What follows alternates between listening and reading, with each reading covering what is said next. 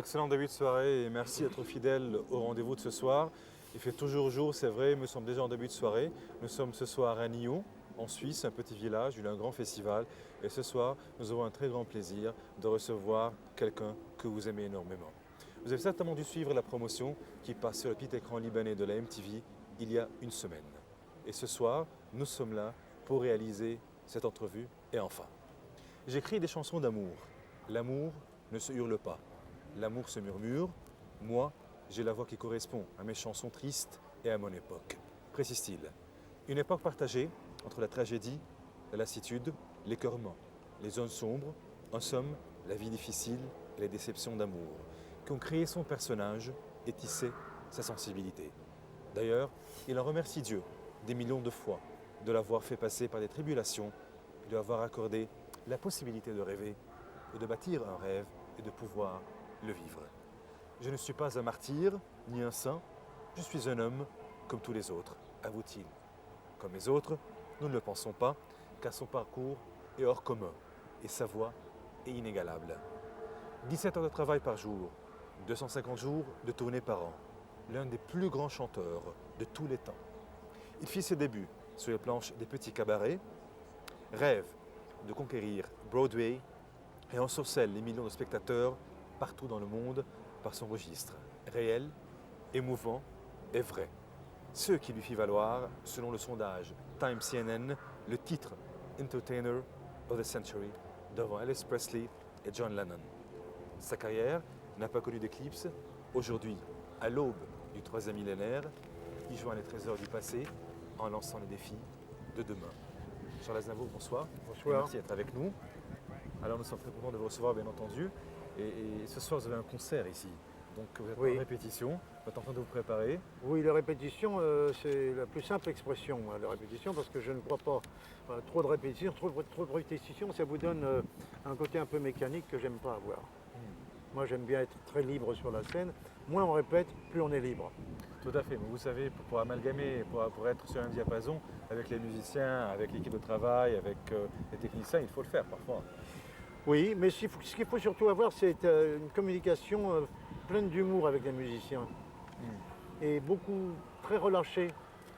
Comme ça, on peut tous dire, non, non, tu vas trop vite, non, c'est pas ceci, non, c'est pas cela. Mais j'aime pas répéter longtemps. J'espère que cette relation humoristique ou cette affinité humoristique, nous l'aurons ce soir dans cet entretien. Bon, on va essayer. De toute façon, ça commence déjà. Charles Aznavour, vous avez aujourd'hui 75 ans. Oui. Et pourtant, à cet âge, vous avez accumulé 65 ans de métier, 55 ans d'écriture, 45 ans de scène et 35 ans de vie conjugale réussie. Tous ces chiffres paraissent bien impressionnants.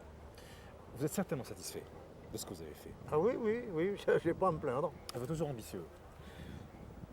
Non, je ne suis pas particulièrement ambitieux. Disons que j'ai toujours eu l'orgueil de faire un travail bien fait, mais c'est un orgueil bien placé. Ce que je veux, c'est une sorte de perfection dans une sorte de manière de travailler qui semble être un laisser-aller. Pas de mécanisme. Essayons de formuler la question différemment. Que reste-t-il pour demain? Oh, bah écoutez, j'espère avoir encore beaucoup de petits-enfants, j'en ai que 2 pour le moment. C'est la chose la plus importante. Moi, la famille, c'est important. Ouais. Vous avez des petites filles ou des petits garçons? Ah, j'ai des petits-enfants. Ma grande fille m'a fait un garçon et une fille. Donc une petite poule et un petit Oui. poulain? Voilà. Oui, mais petit, maintenant, il y en a un qui a 16 ans et l'autre qui a 21 ans. Ouais. C'est pas mal. Charles Aznavour, est-ce que la musique est toute votre vie? L'écriture. La musique elle-même, je ne dirais pas oui. Je dirais qu'une partie, c'est la musique, mais une grande partie, c'est l'écriture. Est-ce que vous seriez d'accord pour dire que votre chanson est une chanson engagée dans le sens politique? Elle n'est pas engagée politiquement, elle est engagée humainement. Humainement. Parce que politiquement, ça ne veut pas dire grand-chose. La politique, vous savez, c'est pas ce qui m'a intéressé dans ma vie. Ce qui fait que j'ai réussi le prodige d'être bien des deux côtés. C'est-à-dire que j'ai les amis à gauche et les amis à droite et les amis au centre. Ce qui compte d'abord, c'est l'homme. Et si l'homme est bien, la politique qu'il mènera sera bien. De quelque côté qu'il se trouve, il trouvera des choses bien à faire. Mais également, quand la politique est bien, l'homme est également bien. C'est parce que l'homme est bien que la politique est bien. Donc un régime politique est la résultante ou la confection d'un homme. C'est le travail d'un homme. Oui, parce que regardez, la plupart du temps, les gens promettent arrivent au pouvoir Et oublie leur et promesse. imposent une dictature. En Afrique, ça s'est passé tellement souvent que c'en est déplorable. Et dites-moi, votre chanson, c'est vrai qu'elle a servi l'humanité, qu'elle a servi l'homme, qu'elle a servi les grandes causes, elle a dénoncé la guerre, la famine, l'injustice et les misères. Quel poids pensez-vous que la chanson peut faire pour que notre monde soit plus humain? On ne peut pas faire grand-chose, mais le petit morceau que la chanson fera, ajouté à d'autres petits morceaux, finira peut-être par ouvrir de temps en temps une conscience moyenne qui pourra faire avancer les choses. Est-ce que les politiciens y sont sensibilisés? Les politiciens commencent à y croire, parce C'est- que la politique aussi est descendue dans la rue, comme la chanson. Avant, la politique était au-dessus de la mêlée. Maintenant, la politique est en plein dans la mêlée. Donc, commence à y croire et commence à écouter les chansons et ce que racontent certaines chansons surtout. Donc aujourd'hui, la parole peut toujours changer On peut toujours changer, oui. par le biais de la Ne parole. serait-ce, oui, ne serait-ce que par intérêt, on peut changer. Je parle des politiciens, là. Charles Aznavour, vous considérez-vous un objecteur de conscience? Non, je suis rien du tout, moi. Je suis un homme de la rue avec des idées de l'homme de la rue et souvent l'homme de la rue a des idées qui peuvent être intéressantes. Vous considérez-vous un instigateur de révolution? Non, non, Du tout. je suis loin de tout ça. Votre chanson a sondé les cœurs et les reins, elle a suivi les méandres des sentiments individuels. Il n'y a pas une nuance du cœur humain et pas une situation personnelle que vous n'ayez décrite, analysée, peinte et réanimée dans vos chansons. Pour cela, est-ce que vous avez vécu tous ces moments Non. où il vous suffisait de voir les autres, de les voir vécus par les autres? Il y a d'abord le vécu des autres, bien sûr. Il y a la littérature. Il y a le cinéma. Il y a la télévision. La télévision, je parle pas des émissions de télévision, mais des émissions importantes et surtout les actualités qui aujourd'hui nous mettent face à tout ce qui se passe dans le monde très très vite. Et puis il y a la radio. Alors moi je suis quelqu'un qui lit beaucoup, et la presse, qui regarde la télévision, les choses intéressantes, qui écoute la radio et qui est en contact généralement avec, non pas le public, mais avec les gens de la rue. Mais vos chansons ne se sont jamais démodées. C'est vrai, Parce que parce que je ne suis pas à la mode, c'est pour ça. elles peuvent être nostalgiques, mais elles ne sont jamais démodées. C'est des chansons, c'est des histoires de tous les jours, qu'on a vécues dans le temps il y a 50 ans et qu'on vit tous les jours. Mais par contre, il y a beaucoup de chansons qui ont disparu, qui sont restées dans les archives, qui sont restées dans les bibliothèques de chacun. On les écoute quand on a envie de les écouter et on récupère un moment déterminé, un lieu déterminé et des personnes déterminées par leur biais. Mais vos chansons racontent des histoires toujours vécues, revécues et qui sont également vécues dans l'avenir. Peut-être, j'espère. C'est la vérité. C'est vous qui le dites. Charles Aznavour, la finesse de votre analyse et sa profondeur poussent à croire que vous êtes un fin psychologue. Sur quoi comptez-vous le plus pour puiser, pour peser, pour analyser? Les choses sont dans l'air du temps. Les sujets sont dans l'air du temps. Il suffit de ne pas s'enfermer dans une tour d'ivoire pour se rendre compte et ressentir ce qui se passe dans le monde. Et à travers ça, pouvoir écrire des choses qui peuvent toucher les gens. J'ai par exemple écrit une chanson qui s'appelle Amour amer, où je parle du sida sans jamais dire le mot sida. Parce que je pars du principe que je ne veux pas forcer les gens à s'intéresser à quelque chose s'ils ne veulent pas s'y intéresser.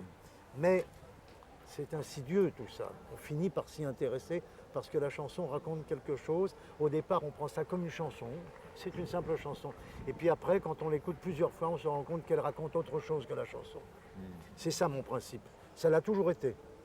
Dans Je me voyais déjà, c'est tout homme a envie de réussir et tout le monde ne réussit pas. Alors c'est un artiste là, mais c'est la même chose pour les autres. Dans le toréador, c'était pareil. Le toréador peut se faire encorner ou ne pas se faire encorner. Dans la vie, on se fait encorner ou non. Donc vous êtes un instigateur de conscience Je suis un observateur des choses de ce monde. et un fin psychologue. Je ne sais pas. Je sais pas. Ça doit se ressentir ou pas se ressentir, mais j'en sais rien.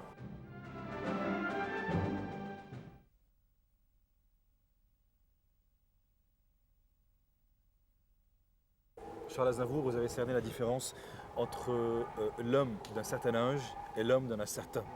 Vous avez ainsi transformé l'expérience d'une vie faite de leçons dures et belles, douces et amères, en un trésor de sagesse et d'assurance. Quelle en est aujourd'hui la récolte? J'ai un âge avancé, je dirais, paisible. La première récolte, c'est que l'homme soit en osmose avec son propre personnage, c'est important. Et je m'assume parfaitement par rapport aux autres de toute génération. Vous avez atteint aujourd'hui une certaine sérénité. Une grande sérénité, oui.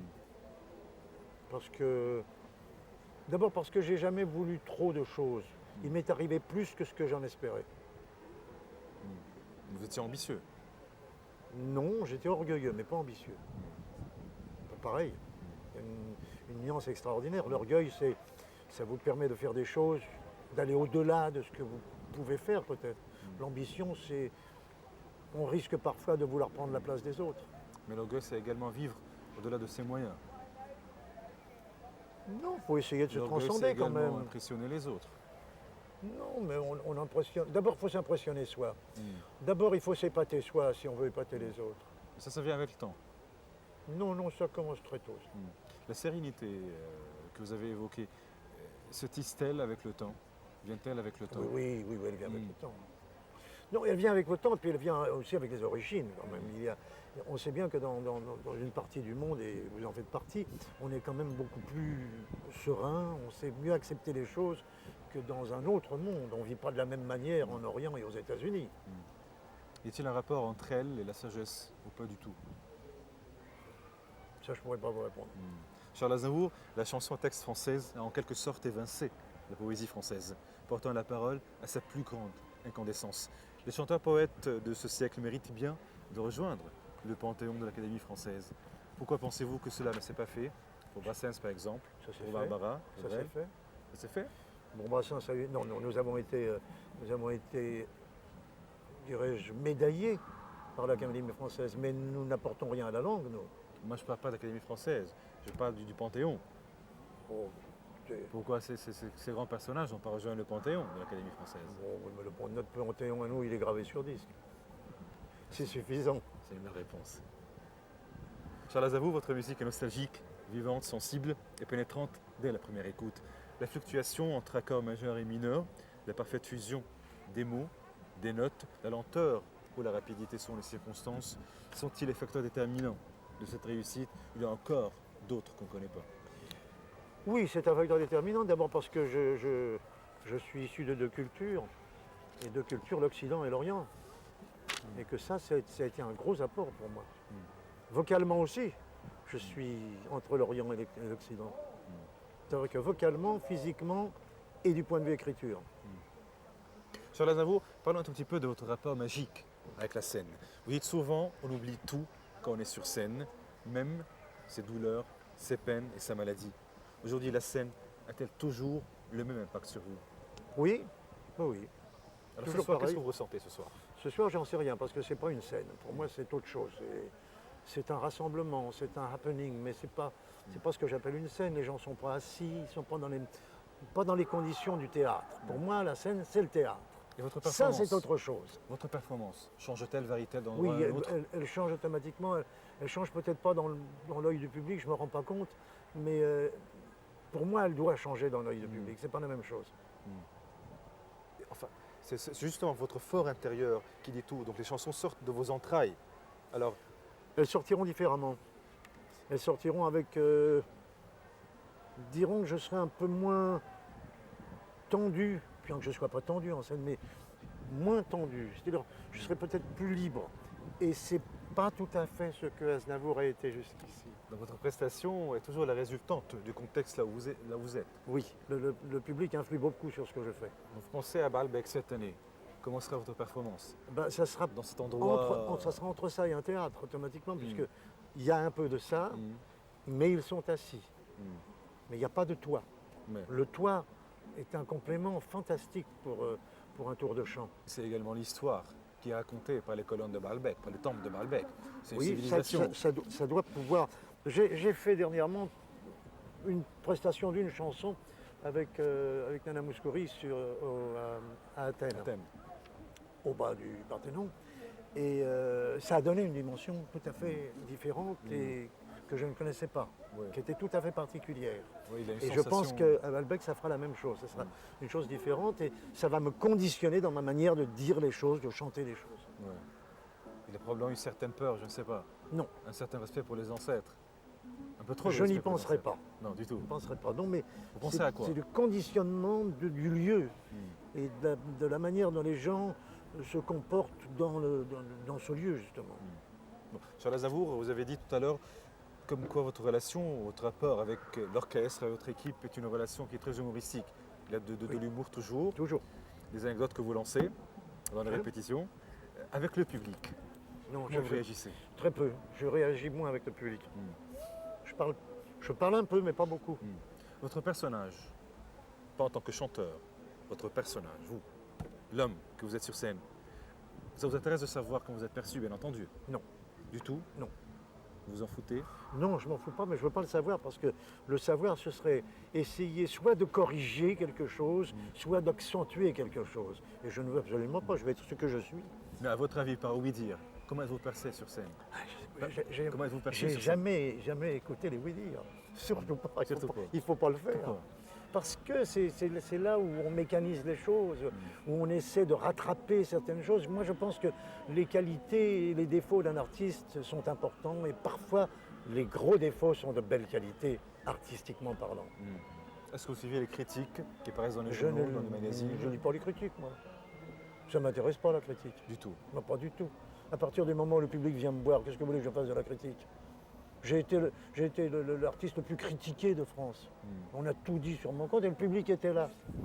Alors, quand on me disait t'as une mauvaise critique, je disais oui, mais la bonne critique, elle est dans la salle. À vos tout débuts, on avait dit de vous, Aznavour est un produit invendable Oui. parce que difficilement comestible. Oui. Avoir la prétention, avec un tel physique et une telle voix, de se présenter devant un public est une pure folie et une chose inconcevable. Oui, vous voyez. L'enroué vers l'or ne prendra pas son vol. Il ne fera pas de carrière et ne possède aucune des qualités requises pour ça. Un Arménien, ça sait compter. Vous feriez mieux de faire de la comptabilité. Vous pourriez chanter en comptant, mais ne comptez pas chanter. oui, oui, oui. Voilà. Je connais bien. Ben voyez-vous, le journaliste qui a écrit ça, il n'est pas mort de honte. Parce que son article, on l'a oublié. Mais ça, c'était les tout débuts. Aujourd'hui, les articles, les analyses qu'on fait, les critiques élogieuses. Je vais vous dire d'abord ce qui s'est passé, c'est que j'ai été critiqué en France, mais pas à l'étranger. Jamais. Pourquoi, à votre avis? Je ne sais pas. Vous n'êtes À pas l'étranger, français d'origine? on a tout de suite perçu, que ce soit en Amérique, que ce soit dans les pays du Moyen-Orient, que ce soit en Amérique du Sud, en Allemagne, en Angleterre, partout, j'ai eu toujours que des bonnes critiques. Enfin, dans les pays de l'Est aussi. C'est la France qui m'a critiqué. C'est leur chauvinisme poussé, à votre avis? Non, pourquoi chauvinisme? Il y a eu d'autres artistes qui n'ont pas été critiqués et qui n'étaient pas d'origine française. Donc, c'est pas le chauvinisme. Aznavour. Je pense que je gênais certains journalistes, peut-être. Les médias, je les gênais. D'autres chanteurs, bien entendu aussi. Vous les avez gênés. Non, j'ai fait une chose tout à fait différente. Et comme j'ai jamais été une révélation, et comme j'ai jamais été encensé par la presse, j'ai pas gêné les chanteurs. Vous êtes resté sur les chapeaux de roue pendant 50 ans. Et je suis toujours là, oui. Votre carrière n'a pas connu d'éclipse. Non, non, elle a eu des difficultés Vous au êtes la voix départ. de tous les temps. Il y a eu des départs Votre difficiles. chanson ne mais s'est pas démodée. non.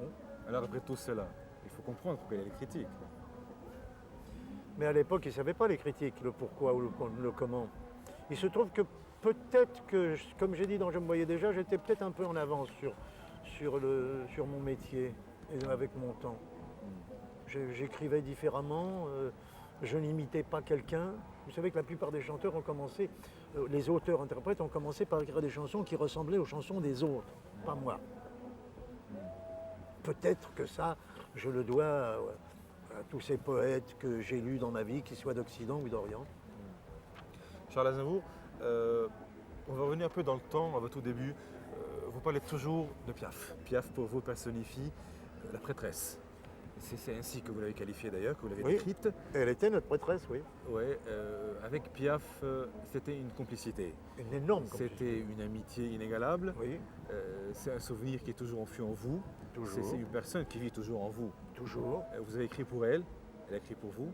Vous avez chanté pour elle, elle a chanté pour vous. Avec Piaf, vous vous dirigez toujours vers Piaf, vers l'aimant de Piaf. Donc c'était une direction aimantée vers elle. Elle vous a lâché parfois, mais vous reveniez toujours à elle. Ah, parce qu'elle me rappelait. Elle Sinon, vous j'aurais rappelait. été trop orgueilleux pour revenir. Ça. Non, mais il y a eu deux aimants dans ma vie, deux aimants importants pour deux choses différentes. Piaf pour ce qu'elle était et Trenet pour ce qu'il écrivait. Ce sont les deux personnages clés de ma vie parce que dans toute... par exemple, si vous prenez Baudelaire, c'était Edgar Poe. Hein. Donc on a tous eu des gens comme ça. Moi, ça a été Piaf et Trenet. Et c'est toujours Piaf et Trenet. Vous êtes-elle toujours soudés? Toujours. Non, ça ne bouge pas. Non, quand on a des admirations, quand on a des affinités, on les garde à vie. Et Charles Aznavour, aujourd'hui, comment vous évaluez les chanteurs de nos jours? Nous avons d'excellents chanteurs en France. Je continue à penser que les vraies personnalités sont françaises. Oui. Parce que si vous prenez les Américains, on va en citer 3 ou 4 qui sortent de l'ordinaire, qui sortent du lot, et quand même sur un peuple de près de 300 millions d'habitants. Sur 60 millions d'habitants, on en a plus qui sortent du lot. Non seulement en pourcentage, mais définitivement. Parce que quand vous prenez des gens comme, je sais pas moi, ou Julien Clerc, ou Trenet, ou je sais pas, il y en a plein, ou Souchon, ou Léo Ferré, ou Brassens, tout ça vous n'avez pas ça, vous n'avez pas cette floraison aux États-Unis. Ça n'existe pas. Souvent, vous prenez 10 chanteurs qui chantent de la même manière. Ils changent les orchestrations. Ils ne changent pas autre chose. Alors vous avez bien sûr ceux qui émergent, Ray Charles, Sinatra, Presley, mais le pourcentage français est plus important que le pourcentage américain. Même aujourd'hui? Oh, même aujourd'hui. Et surtout aujourd'hui, où le rap et le rock se ressemblent beaucoup. Mais pourquoi, à votre avis, les nouveaux chanteurs disparaissent facilement et rapidement et Non, éphémèrement? ils ne disparaissent pas.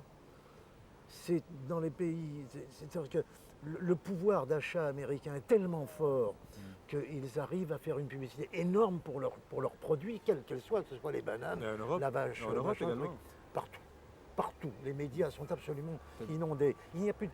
On est obligé, nous, en France, on a été obligé, pas pour moi, mais j'ai été débattre la question, on a été obligé de mettre des quotas pour que la chanson française passe à la radio française.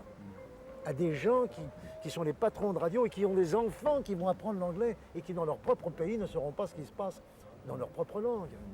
Je me suis insurgé contre ça. Mais sinon, si vous vous installez en France pendant 3 mois et que vous voulez voir des chanteurs français, vous en allez voir des formidables.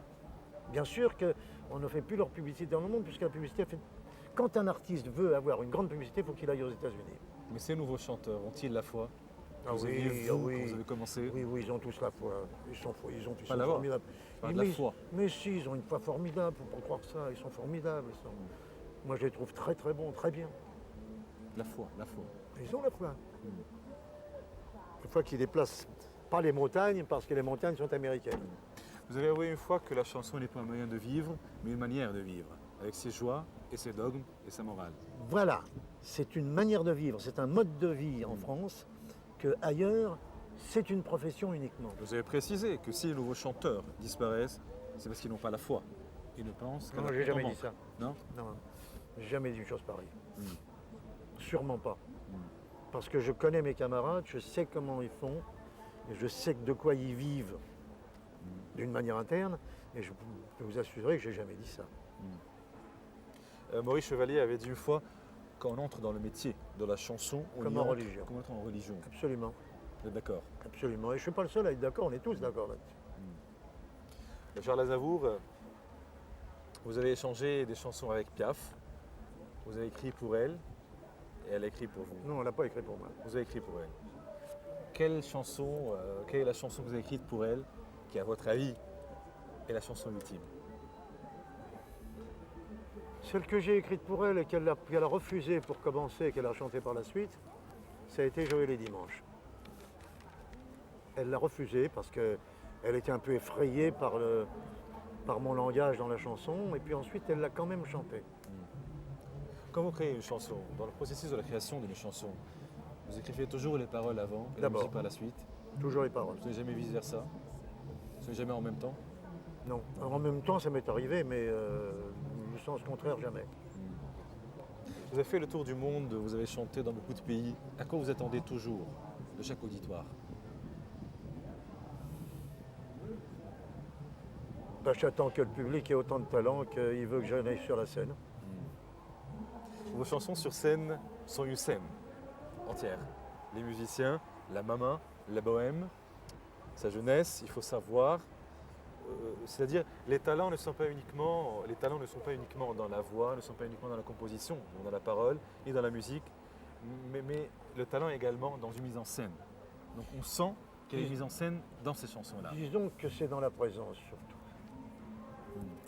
C'est qu'un artiste qui n'a pas de présence, il ne peut pas réussir même s'il a du talent en dehors de ça. Il peut écrire mais il ne peut pas réussir sur scène. La présence est quelque chose de très important, primordial. À vos tout débuts, vous avez été lancé à l'Olympia de Bruno Cocatrix. Et vous êtes... Non? Le vrai lancement. Lui n'a pas voulu non plus. Il est venu me chercher quand ça marchait.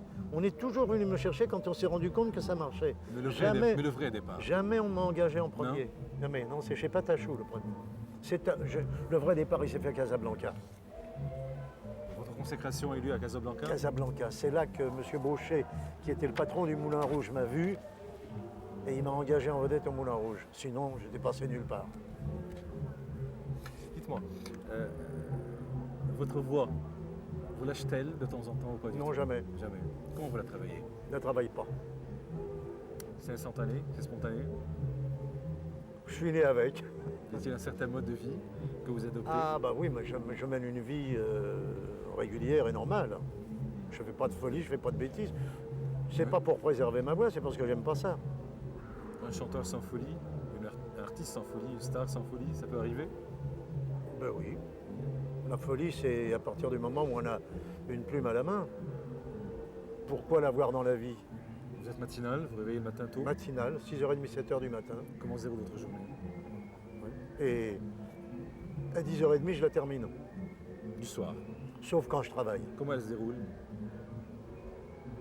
Beaucoup d'écriture, beaucoup de lecture. Je compulse les journaux. Qu'est-ce que je fais encore? Je regarde les nouvelles et puis je rencontre les amis. Et des amis avec lesquels je peux avoir un échange. Quel qu'il soit, il n'est pas obligé d'être quelqu'un de mon métier, mais pourvu qu'il ait un esprit ouvert. Votre voix sort-elle, disons la voix en général, est-ce qu'elle sort du cœur ou du cerveau, de la tête?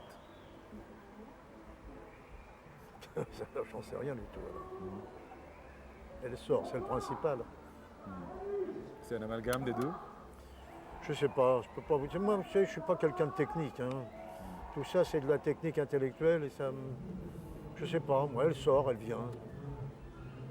Charles Aznavour, étant jeune, ou plutôt avant que vous ne soyez ce que vous êtes aujourd'hui, avant que vous ne soyez la star que vous êtes devenu par la suite, qui étaient les grands qui vous faisaient vivre, rêver?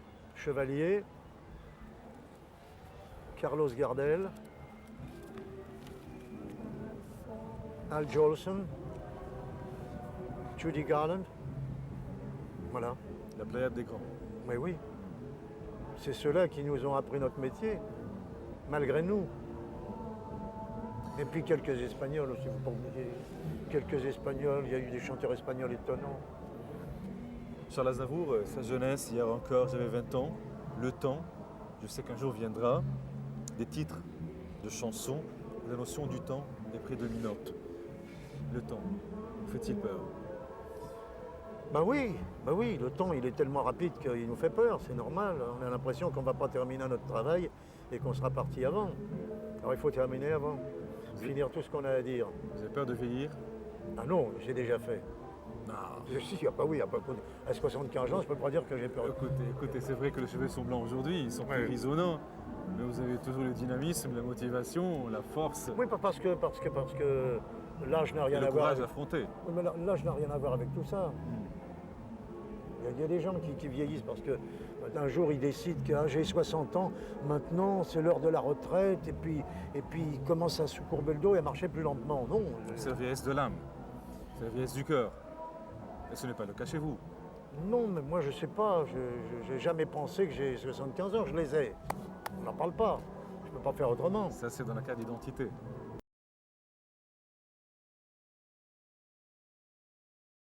J'ai toujours été un petit peu plus âgé que mon âge. Et maintenant, je suis un peu plus jeune que mon âge. Voilà la différence. Quand j'étais jeune, j'étais pas très très jeune, moi. Alors, Ça- j'ai commencé à rajeunir quand j'ai atteint 50 ou 55 ans. Donc justement, c'est ça la différence entre l'homme d'un certain âge et l'homme d'un âge certain. Ah oui, je pense, oui. Nous sommes toujours à Nyon, c'est la fête ici, et nous sommes dans un camping. Et il y a une grande soirée qui s'annonce ce soir. Alors, monsieur Aznavour, vous avez le concert. Voilà, tout le monde vous attend. Nous avons toujours quelques questions à vous poser. Vous êtes le produit de différentes cultures, la culture de la poésie orientale, que vous avez dû hériter de vos parents, bien entendu, notamment celle d'Omar Khayyam, et celle de la poésie française que vous avez tant aimée et si bien acquise. Pensez-vous que ce métissage de culture a donné aux paroles de vos poésies quelque chose encore plus universel? Oui, automatiquement. C'est ce qui a fait beaucoup. C'est ce qui a fait la différence, en tout cas. Et vous sentez tiraillé entre les deux cultures, vous sentez que cette osmose-là est une source de richesse pour vous? Je ne suis pas tiraillé entre deux cultures, pas du tout. Du même. tout. C'est une source de richesse, c'est sûr. Mais tiraillé, pas du tout. Dans l'une de vos entrevues, vous avez signalé que l'égoïsme de l'artiste était une condition indispensable pour sa réussite, Oui, pour sa production. oui. Mais toujours sur la même pensée, sur le même concept. L'égoïsme est important parce que quand je dis égoïsme, ce n'est pas un égoïsme humain, c'est un égoïsme qui doit se préserver de toute manière. C'est l'orgueil. Non, un artiste doit se préserver parce que s'il ne se préserve pas, il est avalé par tout le monde autour de lui. L'enfance pour vous est très importante. C'est l'étape principale. Vous avez d'ailleurs avoué à plusieurs reprises que l'enfant est l'avenir du monde. Charles Aznavour, qu'a-t-il fait? Que fait-il? Que fera-t-il dans l'avenir pour que l'enfance soit bien établie dans le monde? Moi, de toute manière, ce que je fais, je travaille pour l'enfance arménienne, de l'Arménie, puisque c'est un pays qui n'avait pas de structure pour les enfants, pas plus qu'il n'en avait pour les vieux d'ailleurs, parce que le système soviétique ne leur a pas apporté cette chose. C'est sûr. Les orphelinats étaient en mauvais état, vétustes, et je travaille pour l'enfance arménienne. L'Arménie vit-elle toujours en vous? Parce que là, que moi, je suis d'origine arménienne, mais je suis français d'abord, mais c'est quand même les racines de ma famille, et qu'on ne peut pas nier d'une part ces racines, et puis on ne peut pas les oublier non plus. Étant jeune, étant enfant, étant chez vos parents, ou quand vous viviez avec vos parents, vous étiez certainement toujours sous l'affût ou sous le choc du génocide arménien. Vos parents n'arrivaient pas à s'en sortir. Oui et non, attention, nous avons toujours parlé du génocide à la maison, mais mes parents ont été très fermes dans une chose, qu'on ne nous a pas élevés dans la haine du Turc. Pas du tout. Du tout.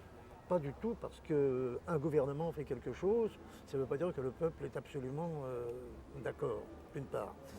Et tout ce qui se passe aujourd'hui pour la non-reconnaissance du génocide arménien, je n'incriminerai pas le peuple turc de ça, mais je dirais que les gouvernements turcs qui se sont succédés ont tout fait au contraire pour qu'on n'en parle pas. Le contexte de la maison, l'ambiance de la maison chez vos parents, était-elle une ambiance triste? Non, c'est une ambiance gay. Il y avait des moments dramatiques, bien sûr, puisqu'il y avait des moments de souvenirs, mais en dehors de ça, c'était une ambiance gay, une ambiance totalement artistique. Votre relation avec vos parents est une relation qui a certainement évolué avec le temps. Quand vous êtes devenu ce que vous êtes, ils sont certainement devenus fiers de vous. Oui, mais ça n'a rien changé. Bien. Non, pas plus que ça ne change quelque chose avec mes enfants. Sont-ils devenus Aznavour ou sont-ils restés Aznavourians? Ils sont restés aznavouriens. Il y avait uniquement Charles Aznavour, c'est tout. Oui, oui, mon père disait toujours qu'il était aznavourian, lui. Charles Aznavour, passionné, généreux et sensible, mais aussi angoissé, instable et maniaque. Ces termes résument vos qualités et vos défauts. De toute façon, c'est ainsi que vous vous êtes décrit. On voit bien de contradictions dans tout cela. Ces contradictions, cette instabilité, sont-elles l'héritage de votre enfance? Une Je sais enfance pas. marquée par un drame? Non, non, non. Pour moi, nous, on n'a pas été élevés dans le drame, on a été élevés tout à fait différemment. N'oubliez pas que mon père était de Géorgie et que chez nous, il y avait de la musique tout le temps. Non, non, non, on n'a pas été élevés comme ça. Dieu merci. Parce que c'est ça, c'est ce qui sclérose les gens, c'est justement d'être élevés dans le souvenir unique d'un génocide. On ne peut pas faire ça. Charles Aznavour, Vous êtes marié depuis 35 ans avec Ula, c'est ça? Après 2 mariages, il y a un qui a été un mauvais timing, il y a un autre qui a été fait par erreur. De toute façon, 35 ans, c'est une longue période. Est-ce que l'amour y est toujours et encore, ou l'amour se transforme avec le temps? J'ai vécu ma vie amoureuse avec ma femme exactement comme nos parents l'ont vécu avant. Et je crois que c'est la meilleure manière, C'est la manière conventionnelle, traditionnelle. totalement. Parce que les bouffées d'amour, c'est une chose, mais l'amour constant est bien meilleur. Et vous avez légué cette manière à vos enfants. J'espère. C'est une chose qui ne peut pas être héritée. Non, je crois pas. Charles Aznavour, le Liban vous attend le 1 août 1999. Donc on vous attend dans quelques jours chez nous dans le temple de Baalbek. Le Liban, vous l'avez certainement connu. Vous êtes venu à plusieurs reprises. Vous avez chanté à Byblos dans les années 70, vers le milieu des années 70. Vous êtes venu bien avant également dans les années 60 au Liban. Vous êtes revenu en 92 pour une petite visite éclair. Vous avez chanté, vous êtes reparti. Et les Libanais étaient vraiment fâchés parce que vous n'avez pas passé un séjour considérable avec eux. Cette année, votre séjour se démarquera par une visite de 4 jours. Donc c'est quelque chose. Vous allez essayer de sillonner le Liban, de le montrer à votre fils ou à vos enfants. Oui, Vous serez accompagné par votre femme, par votre épouse, je présume, ou non? non. Par votre fils, Mon c'est fils qui? et ma fille. Nicolas Et Katia. et Katia. Alors dites-moi, qu'est-ce que vous préparez pour les Libanais et à quoi vous attendez du public, de l'auditoire libanais? Nous verrons sur place. Dites-moi, quel souvenir gardez-vous du Liban des années 60? Oh, j'ai de bons souvenirs. Mhm. J'ai d'excellents souvenirs. Ça, c'est autre chose. Mais pour ce qui peut se passer, je ne le verrai que sur place. Je ne fais plus de projets à long terme. Vous avez des amitiés au Liban? J'en avais. Maintenant, à savoir, on ne sait pas, hein, on ne sait plus. Il y a des années où je n'y ai pas été quand même. Et les dernières fois, j'ai vu personne. La musique orientale, vous la connaissez bien entendu? Oui. Vous y êtes familier? Oui. Quels sont les chanteurs que vous connaissez? Bon, je connais les Libanais, je connais Férouz, bien sûr. C'est la plus La plus célèbre grande. dans le monde. Mais je connais toute la musique orientale, je connais bien, qu'elle soit égyptienne.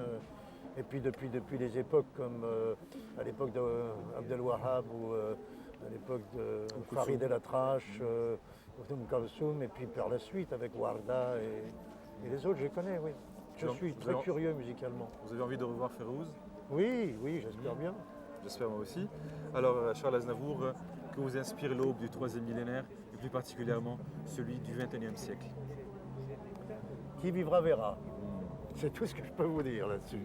Pour les Libanais qui vous regardent ce soir, qui vous écoutent, vous n'êtes pas seulement Aznavour, vous êtes tout un siècle. Vous êtes le représentant de toute une myriade de chanteurs-compositeurs français qui ont fait sonner notre cœur et qui l'ont fait battre au rythme de vos chansons. Est-ce que vous pourrez partager avec nous ce soir quelques souvenirs de ce monde qui vit sans doute toujours en vous? Oh non, moi je sais répondre à les questions, mais je ne sais pas tellement dire d'autres choses comme ça. Parce que ce que je dis à dire, je le dis dans mes chansons. Charles Aznavour, moi je vous remercie de nous avoir accordé ce moment, ce petit moment quand même. C'était un plaisir pour moi de vous rencontrer. Merci.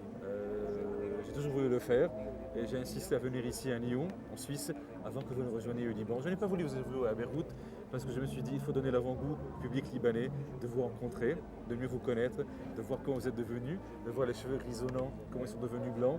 Alors je pense que dans quelques jours, ils vont vous revoir sur scène dans le temple de Baalbek. Vous allez certainement faire trembler les colonnes et les murs de Baalbek. On verra. On va voir. J'espère que le répertoire que vous allez nous amener avec vous sera un répertoire à la hauteur du public libanais qui est mélomane, et ça on n'en doute pas. Est-ce que vous voulez clôturer l'émission, vous voulez clôturer cet entretien? Ce n'était pas une émission, c'était un entretien très rapide. Est-ce que vous voulez clôturer à votre façon? Vous avez des choses à ajouter? Je dirais simplement que je suis ravi de revenir au Liban, parce que j'ai toujours été ravi d'y aller. Et puis je suis très curieux de voir ce que c'est devenu. Parce que la dernière fois que je l'ai vu, comme je vous l'ai dit déjà, la ville était en dentelle. Et Dieu sait si j'aime les dentelles, mais j'aime pas que les pierres deviennent ce qu'elles étaient devenues. Parce que c'est la folie des hommes qui fait ça. Et je suis ravi que tout ça soit totalement calmé. Et je vais voir, je suis très curieux et assez anxieux de le voir. Voilà. Merci. Bonne fin de soirée.